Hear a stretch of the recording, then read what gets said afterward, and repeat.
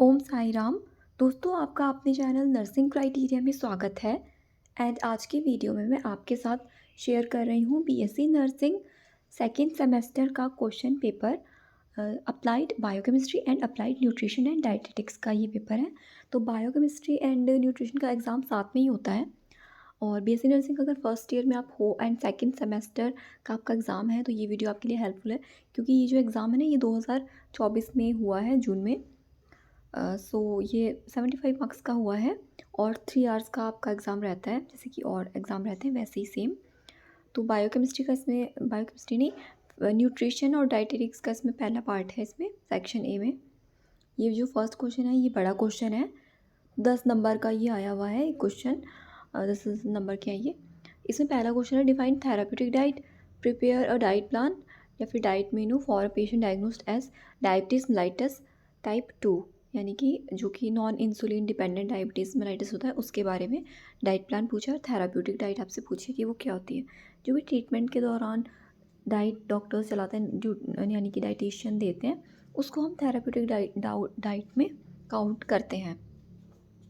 अगला आपसे क्वेश्चन पूछा है, national nutritional programme of India and describe detail about ICDS.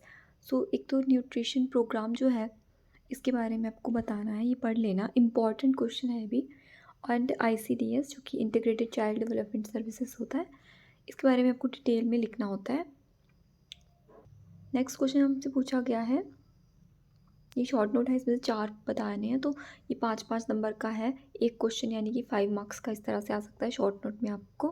Principal and method of food preservation first question है, बहुत important question है ये वाला। फूड को कैसे कैसे प्रिजर्व करके हम रखते हैं, जैसे कि कोई भी खाना है वो काफ़ी लंबे टाइम तक कैसे चलता है, उसको प्रिजर्वेशन के लिए क्या क्या मेथड है। एक तो आप सिंपल सा मेथड जो कि हम जानते ही फ्रिज में रख देते हैं, इसी तरह से और भी चीज़ों को, जैसे अचार चटनी, वो इतना महीनों तक कैसे प्रिजर्व रहते हैं, उनके लिए कुछ हम चीज़ें यूज़ करते हैं। कुछ यानी कि सॉल्ट होता है किसी चीज़ों में, कुछ और केमिकल वगैरह यूज़ किए जाते हैं, वो आपको लिखने होंगे इसमें। प्रोटीन एनर्जी माल न्यूट्रिशन एक अगला क्वेश्चन है, इसमें क्वेश्चन को। एंड मरासमस नाम की 2 बीमारियां आती हैं, बच्चों में होता है, वो आप लिखना। फैट सॉल्युबल विटामिन्स अगला question.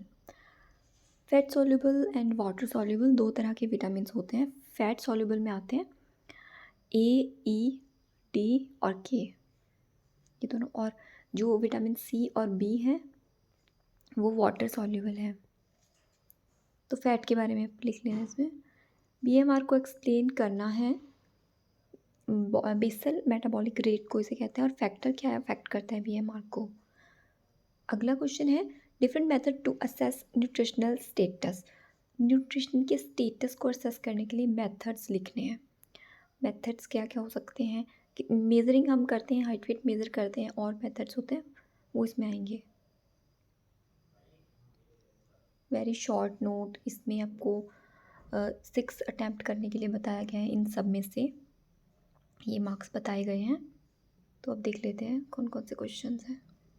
Factor affecting food and nutrition, food and nutrition को किन कारण से प्रभावित वो होता है, तो वो आपको लिखना है। आयोडीन डेफिशिएंसी डिसऑर्डर में गॉइटर आता है, गॉइटर के बारे में इसमें लिखा जाएगा। क्लासीफाई द विटामिन्स, तो विटामिन्स में तो फैट सॉल्युबल और वाटर सॉल्युबल दोनों आते हैं, वो लिख लेना आप। और उनसे क्या होता है कि कुछ डेफिशिएंसीज की वजह से डिजीज़ होते हैं, वो भी आप लिखोगे, तो भी ठीक है। शॉर्ट में आपको लिखना वैसे ही है। इलेक्ट्रोलाइट इम्बैलेंस, तो हमारी बॉडी की इलेक्ट्रोलाइट इम्बैलेंस, जैसे सोडियम पोटाशियम है, ये सब इलेक्ट्रोलाइट्स होते हैं और भी, इनके बारे में। फंक्शन ऑफ फाइबर, फाइबर क्या काम करता है, बहुत सी चीज़ों में फाइबर होता है ना। वो हमारे पेट की सफाई के लिए मेन तो यही होता है कि कॉन्स्टिपेशन की प्रॉब्लम को दूर करने में काफ़ी हेल्पफुल है, और उसके क्या काम है वो आप लिखोगे इसमें। Enlist dietary source of fat, fat किन खाने की चीज़ से हमको मिलता है, जैसे कि एनिमल प्रोडक्ट से लोग लेते हैं, दूध से और मीट वगैरह, और बहुत चीज़ों से फ़ैट लिया जाता है। फूड टॉक्सिसिटी के बारे में पूछा गया है। अगला है एमसीक्यूज़ है, एक एक नंबर के हैं ये MCQs. Obesity increase the risk of hypertension, diabetes, cardiovascular disease. तो ओबेसिटी यानी मोटापे से तो ये सारी ही बीमारियां होती हैं, बहुत बीमारियों का कारण है ये, रूट कॉज है। Which one is water soluble vitamin?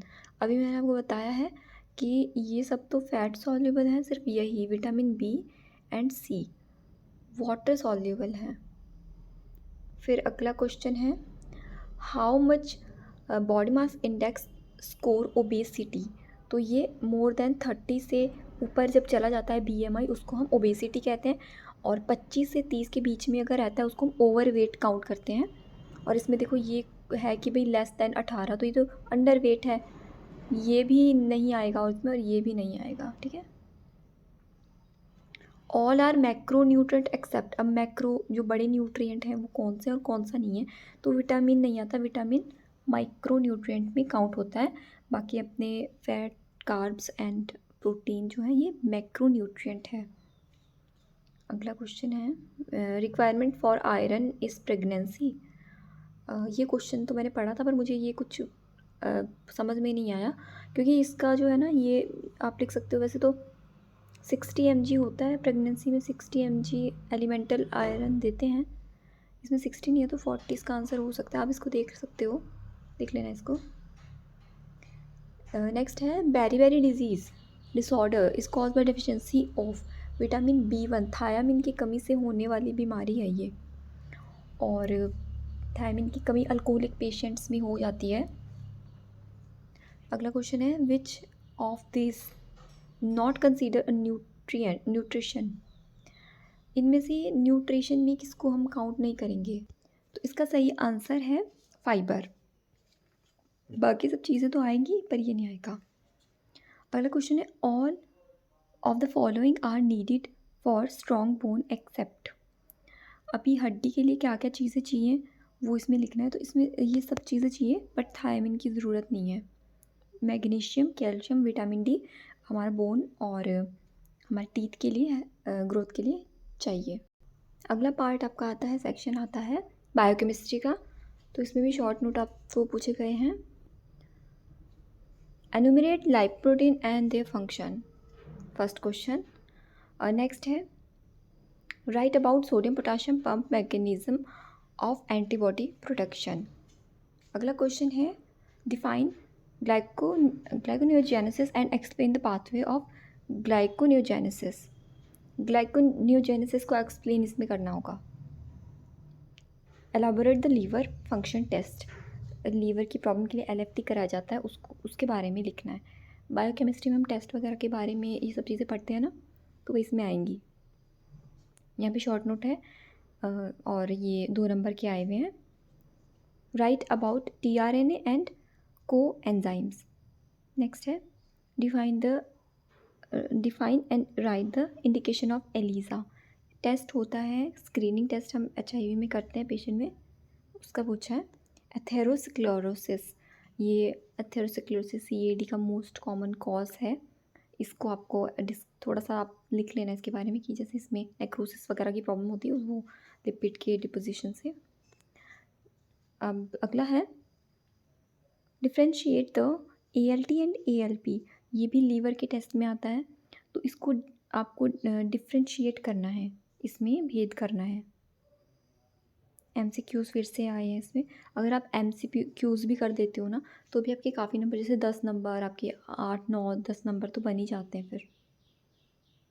इसमें bile is produced by, liver इसका आंसर सही रहेगा, क्योंकि गॉल ब्लैडर भी कुछ बच्चे कर देंगे, बट इसमें क्या होता है कि गॉल ब्लैडर में तो स्टोर रहता है बाइल, लेकिन उसका प्रोड्यूस वो लीवर से ही होता है, और पैनक्रियास तो इंसुलिन का काम करता है, इंटेस्टाइन भी नहीं है। फिर है, ketoacidosis generally associated with which disease. Ketoacidosis diabetes mellitus से ही रिलेटेड है, क्योंकि डायबिटीज़ मेलाइटस के बाद में ये कॉम्प्लिकेशन हम पढ़ते हैं कीटोएसिडोसिस का, डायबिटीज़ कीटोएसिडोसिस का। तो नेफ्राइटिस एडीमा ये नहीं है, ये इसका सही आंसर है। What is the normal pH of blood? तो इन आंसर के हिसाब से ये सही है, और एग्जैक्ट इसका आंसर है 7.35 से 7.45, ये हमारा ब्लड का pH है। नेक्स्ट क्वेश्चन है, ब्रेक डाउन ऑफ हीमोग्लोबिन्स अकर इन, तो 120 डेज। ये तो आपको टिप्स पे याद हो जाना चाहिए, बहुत बार रिपीट होता है इसलिए। छोटे बच्चों का भी कई बार पूछ लेते हैं तो चिल्ड्रन में 80 टू 60 डेज़ आता है।